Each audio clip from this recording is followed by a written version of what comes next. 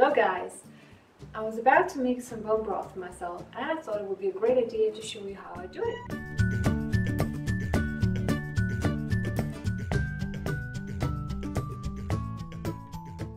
My cat is actually helping me, Sirena.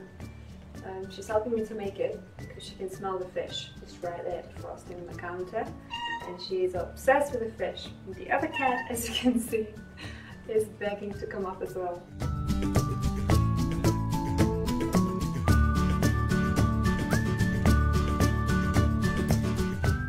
So right now I have some frozen fish heads and some carcasses and some fish tails, and that's really perfect for a bone broth made of fish.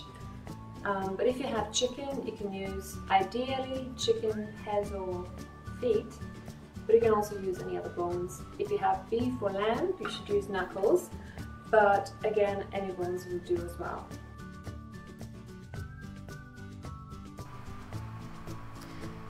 First I'm going to slice the carrots, and then I'll do the same with the celery. All the vegetables are now in the pot. I'm just going to add the fish bones. Then I'm going to add water, just enough to cover the bones and maybe just an inch more.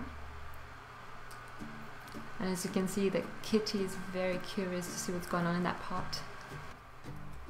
I'm adding 4 tablespoons of apple cider vinegar, but it can be any vinegar that you like really. The ratio is 2 tablespoons for 1 liter or 1 quart if you're on the other side of the ocean. Then I'm going to mix it. Add a bit of sea salt. I'm going to leave it there for 30 to 60 minutes. After that, I'll just switch on the fire, and once it starts boiling, I'll reduce the fire to low. I'll leave it cooking for preferably 12 to 24 hours, but as little as 6 hours could do.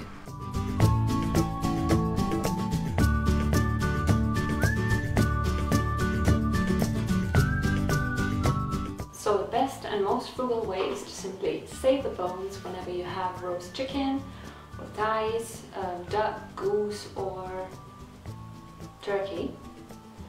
But you can also get it from your local butchers, and actually last time I got it for free, so it's definitely worth checking, and if it's not for free, it's going to be really cheap. And of course your local farmers. So now let's talk about some additional tips how to make your bone broth taste even better. First of all, you can put it in the oven for 30 minutes, and you should set the temperature at 350 degrees Fahrenheit or 175 degrees Celsius, and that should make the flavor much stronger. Now, if you have bones of bigger animals such as beef or lamb, you should saw them open, but if you have smaller poultry or fish bones, you can just leave them whole. If you're sick, drink bone broth until you start feeling better. It's so easy to digest that your body will be able to use all its energy to recover instead of processing food. Now the skin that you can see formed at the top of your broth, that's actually full of sulfur and really good beneficial fats. So don't be scared and don't take it away. Just stir it back in and enjoy it. It's super good for you.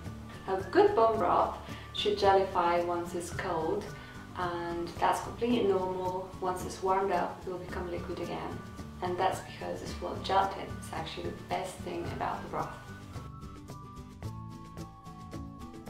Now let's talk about the best ways to store it. First of all, of course, it can be kept in the fridge, and it should be okay for up to 5 days, or you can simply freeze it for a later date, and it should be fine for up to 6 months. And it's wonderful if you want to cook in bulk and then just defrost it the night before and use it the next day. Another great way to use it is to pop it into ice cube trays and freeze it, and then simply take them out, drop them into a plastic bag, and then you can use them as the conventional store-bought stock cubes to give more flavor to your stews, soups or whatever you're cooking. There are quite a few different ways to use it, and first of all, you can use it instead of liquid for making soups, stews, sauces or anything like that. You can also use it instead of oil for sauteing vegetables. Another great way to use it is as a simply as a snack in the middle of the day, and that's my personal favorite. I have 1 to 2 cups every day, and it's so wonderful when it's cold outside and you just grab your cup of hot bone broth. It's wonderful. So I really hope that you like this mini series. I hope you'll give bone broth a try. It's definitely one of the superfoods, traditional superfoods that we all should reintroduce into our lives. If you haven't seen the part 1 of this series, then the link will be here. If you like this video, I'll be very happy if you give me a thumbs up. Subscribe to this channel if you want to see more videos like this. And next time we're going to troubleshoot the oil cleansing method.